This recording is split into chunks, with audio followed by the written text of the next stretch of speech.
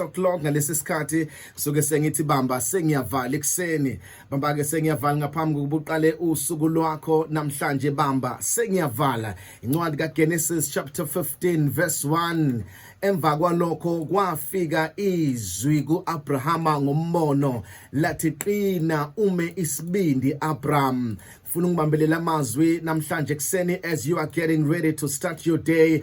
After these things the word of the Lord came to Abraham.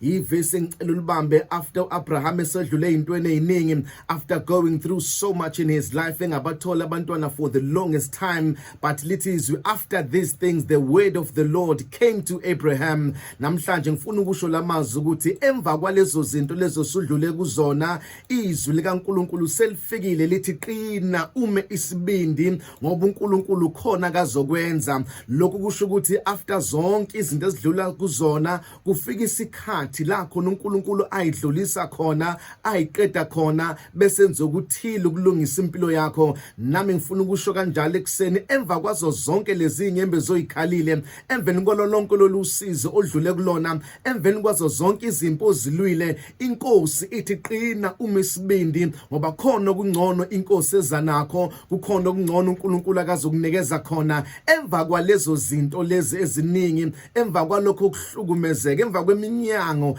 ebikade ivalekile empilweni yakho, ithi inkosi ekseni qina ume isibindi, kukhona okungcono okuzayo, kukhona okulungayo, kukhona uNkulunkulu akakusondezayo. Okwakho remain in your position, remain grounded in him ukuze ubone ukusindisa kaNkulunkulu. Lithi iBhayibheli uAbraham esotholile izwi livele enkosini, uNkulunkulu waqala wavula iminyango, waqala wenza izinto ezinkulu ngoba he remained in God noma izinto bezingahambi ngendlela kafisa ngayo. After these things the word of the Lord came to Abraham wathi qina ume isibindi, nalokho okubonayo kuzodlula, nalempo zibonayo zizodlula, nosizo libonayo luzodlula. Emva kwalezo zinto lezo oyibonayo yima unganyakaziswa. My name is Phumlani Nkwanyana. You are blessed, you are favored, and you are set apart. Good morning, Mega Grace Nation.